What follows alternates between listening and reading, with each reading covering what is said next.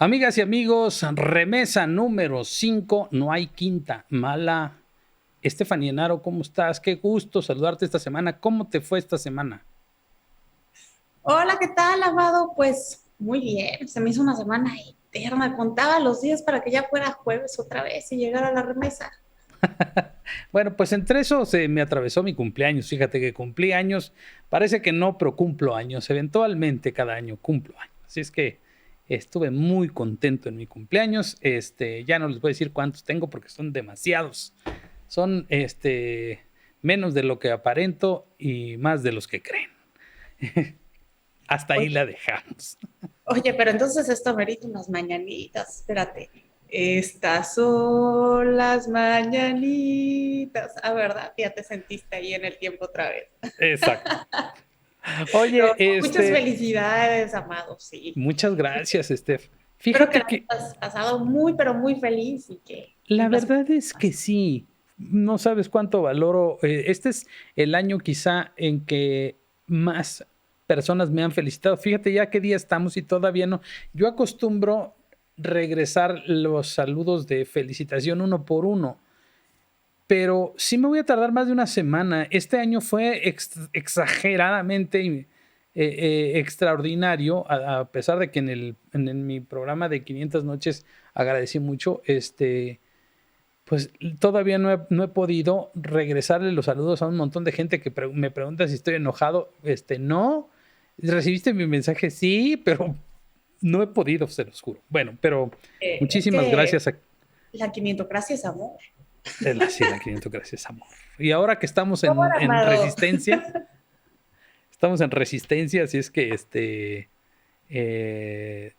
pues todavía más. Bueno, oye, fíjate que una de las cosas que me vino a la cabeza esta semana, sobre todo viendo los acontecimientos que pasaron, que analizamos la semana pasada, en torno a esta cumbre de la CELAC, al comportamiento de México ante el mundo, ante lo que vemos cotidianamente y lo que vimos ayer, antier, lo que hemos estado viendo esta semana.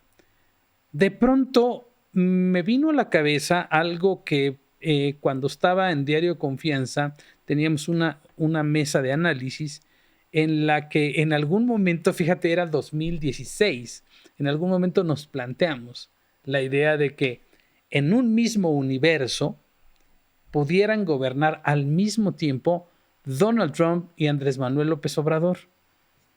Te juro que en ese momento nos moríamos de la risa en términos de, no te imaginas cómo sería, jajaja. Ja, ja. Era una cosa que nosotros incluso no concebíamos. Oye, ¿y no fue tu cumpleaños por esas fechas? Porque el deseo se te concedió. No, pues no sé, ni me acuerdo qué fechas fue, pero de pronto veo que, y me da la impresión de que estamos como en un universo paralelo, que en realidad este es o el segundo mandato de Hillary Clinton o efectivamente el primero de Joe Biden, pero sin haber pasado por Donald Trump. Y por este lado, pues en un universo en donde estas locuras no ocurren, porque la realidad hoy más que nunca parece estar demasiado distanciada de las cifras, de los datos, de los discursos. Siempre los discursos políticos están un poco distanciados de la realidad, pero tienen como, cuando menos como un referente, algo de lo que puedes decir, aquí hay un punto de vista distinto sobre un mismo hecho. Y dices, pues tu interpretación es así y la mía es así. Pero aquí estamos en un universo en donde las cosas son radicalmente distintas. Los datos duros que el propio gobierno da son radicalmente distintos en el discurso que en sus propios informes, que en sus propios dichos. Hablan de que la gasolina no, que no hay gasolinazos y la gasolina está más cara que nunca. Y yo me resisto no solo a eso, a datos tan específicos como eso, sino a la realidad entera en materia de seguridad, en materia de salud, en los temas más sustanciales de la vida pública de este país. Yo me niego sistemáticamente a normalizar la mentira como una forma de ejercer el poder público, ¿no? Y de pronto también termina siendo como una especie de meme, como una especie de chiste ya, todo esto que estamos viendo en torno a que la realidad es una y se plantan con una cara tan, no sé, tan cínica, tan desvergonzada? Todos saben, ellos mismos saben, quienes lo escuchan lo saben, el público en torno lo sabe, que todo lo que están diciendo es mentira y todos hacen como si fuera cierto. Yo no puedo con eso, no sé cómo lo ves tú. Bueno, es que es la cuarta transformación de los datos, ¿no? Es que no es lo que es, sino lo que se quiere que sea. Y ahí yo creo que entramos en un tema muy delicado y muy perverso, porque es el tema de la manipulación, justo cuando la mayoría de la gente no va a tomarse el tiempo de investigar si lo que se dijo fue cierto o no. Y es que los seres humanos no nos acordamos mucho de esas cosas, pero de lo que sí te acuerdas es de cómo algo te hizo sentir. Entonces yo creo que el presidente y su equipo lo saben y por eso juegan mucho con los sentimientos cuando no están dando información verídica, ¿no? Y a mí me parece ya casi una tragicomedia cuando, pues básicamente si la Tierra sigue girando alrededor del Sol como siempre lo ha hecho, pues por ósmosis los estados de la República ya de repente son 50, ¿no? Pero como son parte de la cuarta transformación de los datos, pues entonces, pues está bien y si lo corriges eres un neoliberal conservador. Creo que es terrible porque creo que la mayor oposición al presidente Amado ya fuera de WhatsApp es la realidad. Entonces, cuando la realidad no conviene, hay que transformarla para que convenga y eso me parece terrible porque la realidad que no mejora es la realidad de millones de mexicanos que votaron por este gobierno muy esperanzados. Mira, justamente yo estaba viendo, estoy monitoreando esa comparecencia de la secretaria de Seguridad y Protección Ciudadana, Rosa Isela Rodríguez, y ya tengo mis formas de monitorear, porque monitorear una comparecencia de 7 horas, pues tú tienes que irte, sabes dónde brincarte, y dónde está la esencia de la comparecencia, ¿no? Y encontrar entre 7 horas esa declaración donde dice que en 50 estados, en realidad lo que la secretaria quiso decir es que en 50 municipios está concentrado el 50% de los delitos del país. Pero cuando no están en sus cabales, cuando no están en lo que están, esas cosas pasan. Porque también acababa de pasar Lili Telles y le acaba de dar una repasada a la secretaria, que vimos su lenguaje corporal, así que ya se les revientan los ojos de nada más estar escuchando lo que le decía Lili Telles. Y eso irritó muchísimo. Irritó muchísimo en esa estructura de poder. Y la secretaria quedó ridiculizada. Y además porque fue a defender también el punto de abrazos y no balazos, cosa que es absolutamente indefendible, porque además Lili Telles le dijo, eso significa la complicidad con el crimen organizado. Se lo dijo de una manera más gacha que lo que estoy diciéndolo yo, pero es la defensa de la sinrazón, de la insensatez, de decir, vamos bien, cuando evidentemente los datos dicen otra cosa, sus propios datos. Hoy, estaba pensando también en el informe de seguridad que dan cada mes. Y lo que dijo ayer la secretaria ya en la conferencia de esta dedicada a revelar los datos del mes, son datos preocupantes. Los feminicidios crecieron exponencialmente del mes anterior, casi al doble de julio a agosto. La violencia intrafamiliar. Claro, presumen las bajas en delitos que tienen que ver con la pandemia, por ejemplo, robo de autos. Claro que disminuyó porque la gente ya no sale a la calle, está encerrada en su casa, sobre todo los que tienen coche, que son por asociación la mayoría de la gente que tiene internet en casa, que puede trabajar en casa. La violencia intrafamiliar aumentó, pues sí, pues porque están adentro de su casa. El robo a casa habitación disminuyó, pues porque la gente está en su casa. O sea, el contexto es importante para entender cómo están las cosas. Me da la impresión de que ellos simplemente no están haciendo absolutamente nada y es como si no tuviéramos gobierno en esta materia. Es que pasen las cosas, que ocurran y si sale algo bueno lo presumimos y si sale algo mal tratamos de justificarlo o de ocultarlo, ¿no?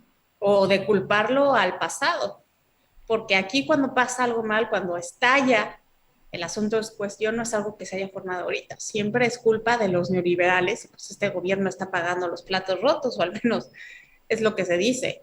A mí me parece preocupante la inseguridad que estamos viviendo, la violencia que estamos viviendo y el costo que esto tiene para la vida de nosotros, de los ciudadanos. Fíjate que estaba leyendo un artículo muy bueno en El Economista que dice que la inseguridad tiene un costo de cercano al 2% del Producto Interno Bruto. Entonces, imagínate si eso no existiera en lo que se podrían gastar esos recursos. Es que aquí la ineficiencia hace la vida mucho más cara. Mira, si tu barrio es inseguro, pues ¿qué pasa? Si no te lo resuelven las autoridades, pues entre los vecinos se tienen que organizar y tienen que contratar un policía, construir una caseta para que los cuide. Y eso, pues obviamente es dinero de los vecinos que se va a pagarle a un policía. También, si ya te asaltaron una y otra vez, las cosas no cambian, incluso dentro de tu casa, pues tienes que gastar en poner una alarma. Es que en verdad sale muy cara la ineficacia.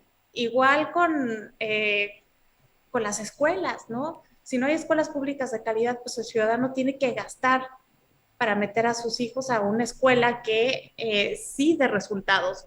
Entonces la ineficiencia del gobierno sale muy cara, pero lo que sí es innegable, Amado, es que la vida humana no tiene precio y no se puede reponer. Esas 11 mujeres que son asesinadas al día, ya se fueron, quedan familias en duelo, sin saber por qué. Los familiares de las personas que han sido asesinadas de una manera dolosa, también esas vidas ya no se reponen.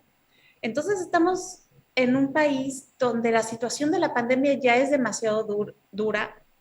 Se han generado muchos cuadros de ansiedad, de depresión y ahora súmale el duelo.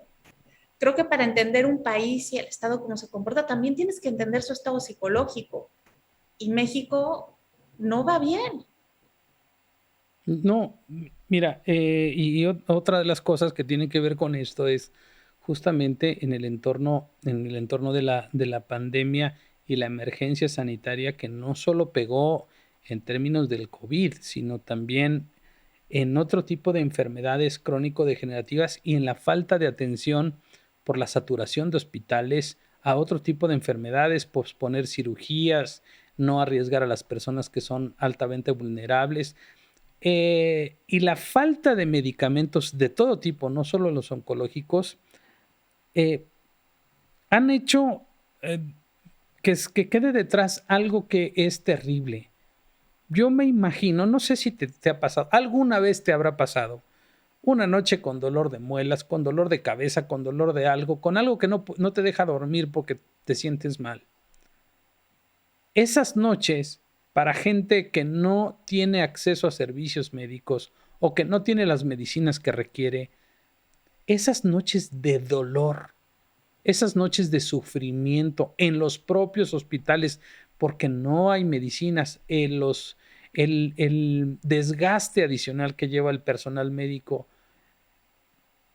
por decisiones torpes en materia de política pública, me parece que es una de las cosas más dolorosas y más desastrosas, sobre todo si ese tipo de padecimientos terminan desembocando en el fallecimiento de alguien. Todos hemos sufrido en algún momento estar cerca de un amigo, de un familiar que esté padeciendo en un hospital y es muy complicado, ¿no? Pasarse una noche en vela o estar al pendiente de lo que le pasa, pero si sabes que esa persona está sufriendo, también la familia en conjunto, los amigos Claro. están sufriendo. Somos un país que está sufriendo en su conjunto por otra cosa. Y de pronto me da la idea de que lo que pretende este gobierno es mantenernos en esa situación, porque eso hace que no nos preocupemos, sí, por los problemas de salud, pero lo inmediato, lo que te está doliendo en este momento, y no por la política pública de salud en general. ¿Qué presupuesto le van a dedicar el próximo Amado, año? ¿Dónde quedó la lana del Seguro Popular? ¿Por qué no se han comprado los medicamentos oncológicos? ¿Estás preocupado porque ahorita te duele algo, físicamente o emocionalmente? Y me parece que es un mecanismo de control o de que la gente no se le venga encima. El caos para un gobernante como López Obrador es benéfico porque termina inhibiendo un poco estas protestas te me estabas yendo, desde el momento aquel del día de las protestas del 8 de marzo, que fue donde realmente se cimbró el país. No he visto movimientos fuertes que pongan en jaque al gobierno. No sé cómo lo veas tú. es que fíjate que nuevamente, contándolo todo, la oposición de este gobierno, aparte de la realidad, son las mujeres. Eh, ese 8M, pues las mujeres salieron a manifestar la rabia por la falta de atención a feminicidios, a violencia doméstica, a mejores condiciones de vida. Hoy el salario de una mujer es 34% inferior a lo que gana un hombre. Por supuesto que da rabia, pero también el discurso de Lili Telles de ayer no se lo he oído decir a nadie más. Y de alguna manera, pues vuelve a esta retórica donde la mayor oposición a este gobierno son las mujeres. Es que es un gobierno que no tiene empatía con las mujeres, con el dolor. Es un gobierno que no es responsable. Inclusive para tomar decisiones, Amado, pues hace una consulta popular que decida el pueblo. Yo aquí para qué hago. Y es un dolor, una rabia que tiene diferentes aristas. Primero hablamos de las medicinas, sí, pero también hay muchas personas que también están enlutadas o preocupadas por los familiares que tienen enfermos de COVID. A mí los martes se me hacen ya un ejercicio bastante irónico, como digno del área 51, ¿no? No entiendo, o ellos no entienden que no entienden, cómo López Gatell dice todas las mañanas que vamos controlando la pandemia, que los casos están bajando y por la noche los casos y las muertes suben. O sea, ¿qué pasa de la noche a la mañana, no? Es un gobierno que tal vez no tiene un termómetro social tan adecuado y eso me preocupa, porque utiliza mucho los sentimientos, pero de una manera inadecuada. Por ejemplo, todo este show que pasó con la CELAC, porque eso lo que fue, para mí fue como una especie de lucha libre, en donde pues los presidentes se dieron hasta con las sillas, ¿no? Y creo que fue un show para que los proyectos políticos se pudieran legitimar en un momento en donde las condiciones son muy duras. Las dictaduras necesitaban legitimarse con sus ciudadanos y sino que pueden convivir con las democracias y que los respetan como gobierno. Y las democracias tuvieron que legitimarse al oponerse, algunas porque desgraciadamente no todas, ante las dictaduras. Entonces fue un show para proyectos políticos. No hay proyectos sociales ni en la CELAC, ni en los gobiernos, ni en la oposición. Creo que estamos viviendo una época verdaderamente dura que tiene pues, muy pocas soluciones para todas las preguntas que se crean todas las mañanas. Sin duda, y eso me preocupa porque siempre seguimos adelante, siempre con la esperanza de que las cosas mejoren y siempre con la idea de que las personas encontrar una respuesta de qué hacer ante las circunstancias que tenemos enfrente. Y vemos también que no es una situación exclusiva de pronto pensamos que los únicos locos somos los mexicanos, ¿no? Los únicos que les pasa, los que les pasa, y los mexicanos o por extensión a los latinoamericanos, pero pasan cosas muy locas en todo el planeta y nos está tocando vivir cosas muy raras que quizá no nos hubiéramos esperado en otros tiempos. Hablamos antes de Afganistán, hablamos de otras partes del mundo. Estaba recordando el asunto de la toma del Capitolio, cosas que no nos hubiéramos imaginado nunca. Nos están tocando tiempos muy extraños. Y justamente estaba viendo esto que tú compartiste en tu cuenta de Twitter del asunto de las protestas antivacunas, no les voy a decir que en Chiapas o en África, en Australia hay un movimiento antivacunas que salió a protestar, que se armó un verdadero desmadre ahí, les aventaron. Pues hagan ustedes de cuenta el CENTE, ¿no? La CENTE, ¿no? Pero hay gente que no quiere vacunarse en Australia. Hay gente que está en contra de las medidas sanitarias, porque igual debe estar harta, pero de todos modos veo que eh, no es mal de muchos consuelo de tontos, pero veo que pues también en otras partes del mundo se cuecen habas, ¿no? Sí, y es un tema bastante preocupante porque la salud se está convirtiendo en una especie de nuevo racismo. O sea, dependiendo de cómo te cuides, es como eres tratado. Y cualquiera de los bandos cree que tiene la verdad absoluta. Entonces la tolerancia se está perdiendo y lo que está pasando en Australia yo creo que es alarmante. Yo creo que se están viviendo una serie de días que podrían colocarse dentro de los días más negros de la historia de Australia, porque lo que pasó hoy no fue el primer incidente.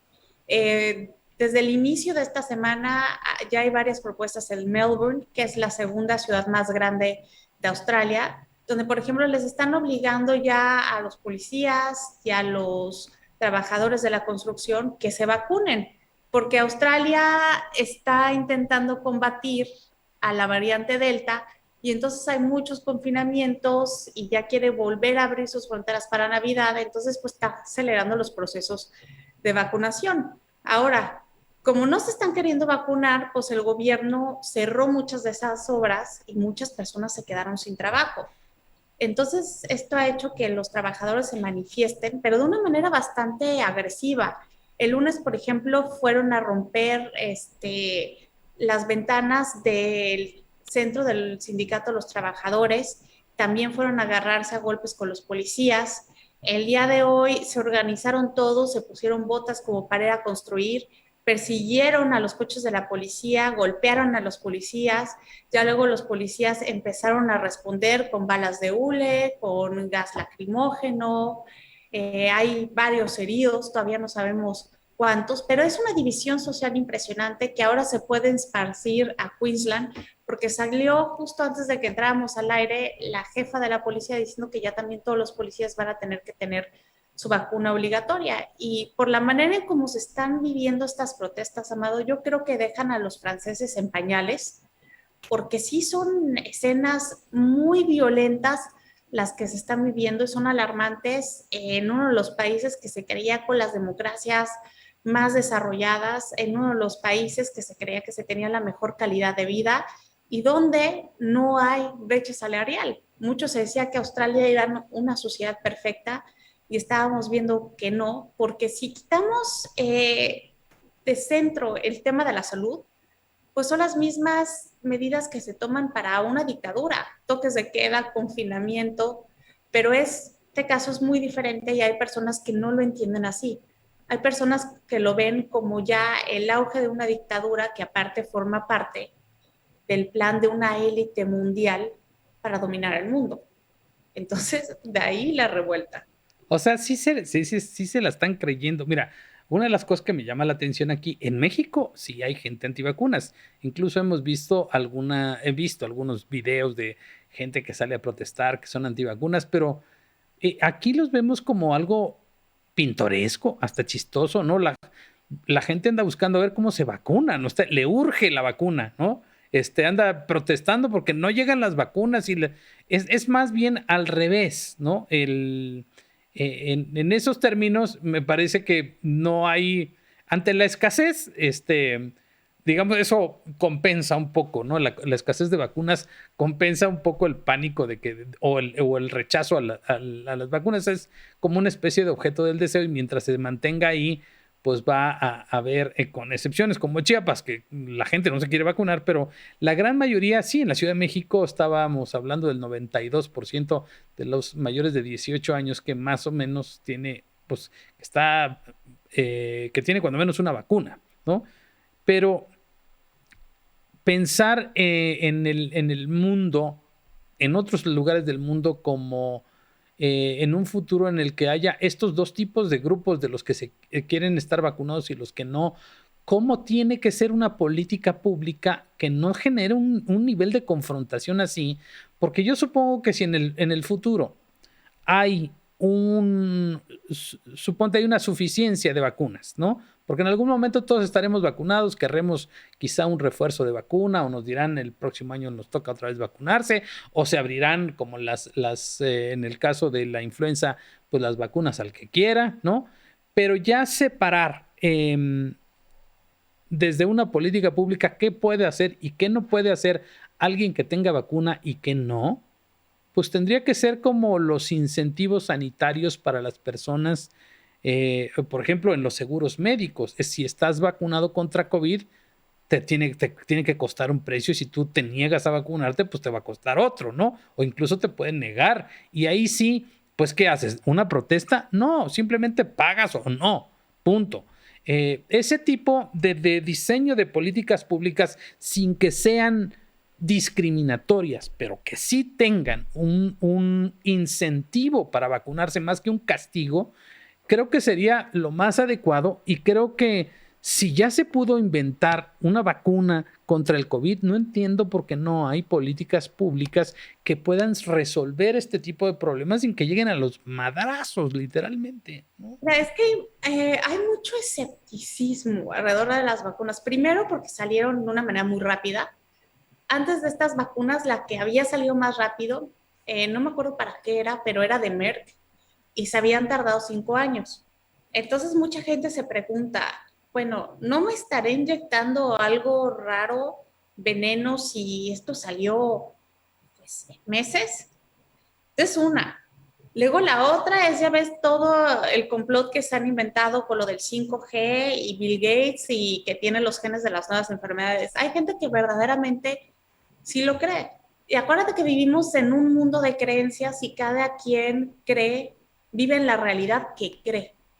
Entonces es muy difícil. Ahora, si te empiezan a limitar de si estás vacunado, sí puedes viajar, y aparte, si tienes esta vacuna, pues sí puedes entrar a este y este y este país. O sí puedes entrar a este restaurante o a este teatro. En verdad comienza a ser un factor de división que es impresionante. Ahorita estamos hablando de Australia. A principios de año fue Francia con las protestas. También es un movimiento que está muy fuerte en Estados Unidos.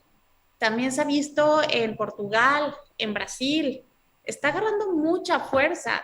Y aquí en México, que no tenemos esos problemas, lo que no tenemos es vacuna. Imagínate, ¿cómo vamos a estarnos preocupando por eso si aquí el presidente rechaza todo lo que tiene que ver con la ciencia?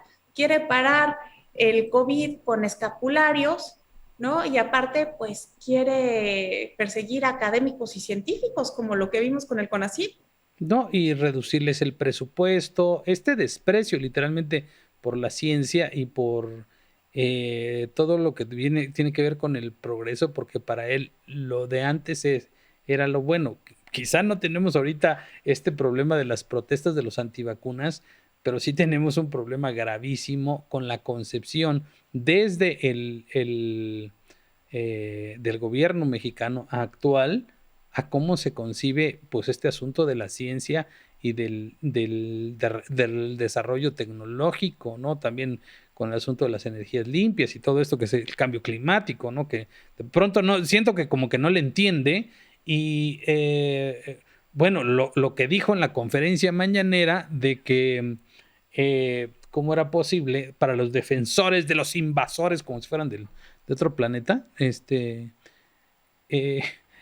en 300, que trajeron la viruela, los españoles, que trajeron la viruela y en 300 años no pudieron crear una vacuna para la viruela, mientras que ahora con el COVID en un año se sacó la vacuna y ellos tuvieron 300 años y no hicieron nada. Por el amor de Dios, digo, a veces piensas uno que está bromeando, pero en realidad me parece que no está en sus cabales. O sea, decir ese tipo de cosas aunado a todas las señales que hay en conjunto del desprecio por la ciencia, de la disminución de recursos para la ciencia y la investigación, en la extinción de fideicomisos que viene con eso, y adicionalmente que le da manga ancha al fiscal carnal Alejandro Gertz Manero para que se lance en contra de científicos acusándolos de asociación delictuosa. Ya salió incluso el propio rector de la UNAM a decir que es una grosería, que es una barrabasada lo que están haciendo, pues porque ahora resulta que en México los niños con cáncer, las mujeres, los científicos son los verdaderos, la prensa son los verdaderos enemigos del poder y no el crimen organizado, la corrupción. Eso me parece una locura. Por eso te digo que siento que vivimos en un universo paralelo, ¿no? No, totalmente. Mira, ya lo decía André Breton que él no iba a regresar a México porque México era un país más surrealista que él. Y creo que con cada paso que da esta administración lo comprobamos. Siempre nos hemos quejado los mexicanos de que no tenemos suficiente presupuesto para la ciencia y la tecnología, porque la verdad es que somos muy creativos, pero innovamos poco, precisamente porque no hay ese apoyo. Tenemos fuga de cerebros y ahora lo poco que se da se va a estar cuestionando sin fundamentos. A mí eso me parece terrible. Es un desprecio a la ciencia para solamente vivir en un sistema de creencias que le convienen al gobierno. Eso me preocupa pues, profundamente y sobre todo porque entramos a las políticas de la eternidad, ¿no? Echarle la culpa al pasado nuevamente. Es lo mismo todas las mañanas. Ahora los españoles, ¿por qué no inventaron una vacuna en 300 años? ¿Por qué no inventaron aviones? ¿Por qué no inventaron el celular ya de una vez? O la tele a color, ¿no? Pues ya, yo creo que hay que entender cada situación en sus tiempos, hay que dejar de echarle sal a la herida, hay que dejar de reabrir al pasado, porque sí, fue una formación de un país dolorosa, fue una guerra, se derramó sangre, pero eso ya pasó y nosotros somos producto de esa mezcla de dos culturas. Los mexicanos somos mezcla de los españoles y de los indios nativos de este territorio. Entonces yo creo que debemos de estar echándole la culpa, dividiéndonos a nosotros mismos y tenemos que abrazar lo que somos y rescatar lo mejor de dos mundos, que creo que eso es lo que somos, porque no podemos negar que México es un país maravilloso y más estando en el séptimo, en el mes patrio.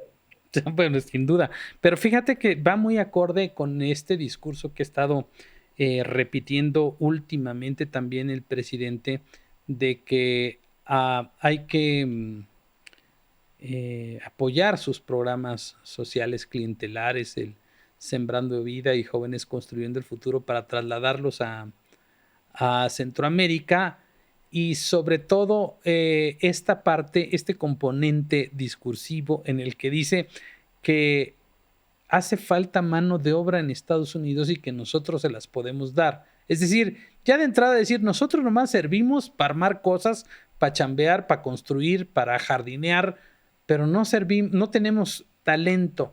Él desprecia el talento creativo y le da, su pueblo es muy bueno en mano de obra. Eso es lo que él destaca. A ver, mexicano, tú estás hecho para la mano de obra, no para pensar. Y la verdad, como tú dices, sí somos un pueblo muy creativo. Muy, muy creativo. Hay gente realmente muy, muy creativa. Lo vemos en el cine, lo vemos en las artes, en la literatura, en muchos aspectos, incluso hasta en la ingeniería. Gente que está triunfando en otros lugares del mundo por su talento y su capacidad, y porque en México no ha encontrado las condiciones, y creo, sin temor a equivocarme, que esta es una de las administraciones en las que ese tipo de gente, la gente dedicada a la ciencia, el arte, la cultura, la más creativa, es la que menos oportunidades está teniendo en esta coyuntura. Y creo que eso le va a pesar mucho generacionalmente a México, por dos razones: porque quien tenga talento no va a poder desarrollarlo, y en el mejor de los casos, el que lo tenga, pues va a tener que irse a otro país a desarrollarlo, cosa que nos termina perjudicando también. Luego nos sentimos muy súper orgullosos de que un mexicano triunfe en otro lado, pero pues no es gracias a nosotros, es gracias al apoyo de alguien más, ¿no? Oye, como la medallista olímpica que le pagaron con un cheque sin fondos. Ah, pero eso sí, la medalla es para México, ¿no? Mi paisana. Eso es. ya es el colmo, esas cosas enojan. La verdad es que no es justo, pero fíjate que es parte del narcisismo con el que se conduce esta administración, porque cuando habla de replicar sus programas en Centro y Sudamérica, pues obviamente lo que él quiere es ser visto como el transformador regional, de transformación. El transformador nacional se quedó corto, Amado, y lo peor del caso es que son programas que no han tenido eficiencia ni siquiera en nuestro país. De Sembrando Vida sabemos que solamente el 30% de los árboles que se siembran sobrevive. Y No, me luego, estaban diciendo que es el 8, el 8%. es el 8, ya bajó. No, pues, o sea, ni siquiera eso sirve. Y luego, espérate, cuando vienen los presidentes de otros países, como es el caso del dictador de El Salvador, Nayib Bukele, que ya hasta en su cuenta de Twitter lo pone y ya lo actualizó ayer por la noche, puso que es el dictador más cool del mundo, yo no sé qué de gracioso tiene eso, viene, nuestro presidente le da dinero de los mexicanos para que lleve ese programa a su país, ¿y qué crees? Pues nada más le dio las gracias porque no ha pasado absolutamente nada en El Salvador. Aparte, una cosa que yo no me he cansado de repetir, ¿de qué sirve que estén parchando, que estén haciendo copy-paste con programas si no se les da la gana frenar el tema de las drogas? A ver, la mayor violencia que hace que la gente migre o que no haya desarrollo está relacionada con el narcotráfico. ¿Por qué no se legalizan de una vez las drogas? Eso erradicaría gran parte de la violencia que destroza a las familias. Entonces, yo creo que mientras que no se ataquen las causas de raíz, pues esos problemas, esos programas solamente van a servir para promoción personal y no para transformar la realidad de la nación, que es lo que se necesita. Y más cuando ya nos dimos cuenta que América no es solo un país, que por cierto, a mí me choca cuando le dicen a Estados Unidos América. Estados Unidos es Estados Unidos y una persona de ahí es estadounidense, porque América es un continente que está todo unido y lo que afecta en un lado le afecta al otro, y ya lo estamos viendo ahorita con las crisis, con la migración, y es que tenemos que entender esta realidad como la de un continente entero, no la podemos entender a cachitos, ni siquiera una película se entiende a cachitos, hay que ver la película entera para entenderla. Lo Y, mismo con nuestro continente. no, sí estoy de acuerdo, porque es América para los americanos, ¿no? Y justamente hablando de esto también, una de las declaraciones que me llamó la atención del presidente López Obrador es que se pone a regañar al Senado de los Estados Unidos, es decir, pues ¿cuánto tiempo se van a llevar en analizar estos programas, ¿no? Que allá también hay un elefante reumático que hay que empujar, ni lo topan en Estados Unidos, no saben ni quién es López Obrador en el Senado de los Estados Unidos, y ya tronándoles los dedos de que ya aprueben su plan, que No, no pero es saben. que Nosotros si ya tenemos el regaña a know-how. Biden y le dice intervencionista y también regaña a Kabala, pues ya, el No, ya. Senado pues ya no le da miedo. Ya, invita a dictadores y luego regaña al Senado de la República y le exige a Biden que ya adopten su programa porque es una chingonería. Pues Oye, ¿tú no crees que lo podría estar asesorando Trump? yo creo que ni Trump nos deja asesorar por nadie y López Obrador menos. O sea, son tan narcisistas ambos que dudo mucho porque no tiene la seguridad. Bueno, ¿para qué le serviría, la verdad? Ya que no está en el poder, porque en determinado momento, si llegara al poder Donald Trump, López Obrador ya no va a estar, ¿no? Pero fíjate que están tan locos que en una de esas, ¿verdad? No lo descartaría. No lo descartaría. Y tienen traductor porque acuérdate que nuestro presidente no habla inglés. Y no habla de corrido. ¿Cómo ves? Oye, sí vi que incluso los videos que subiste a tu Twitter la adelantaste la voz.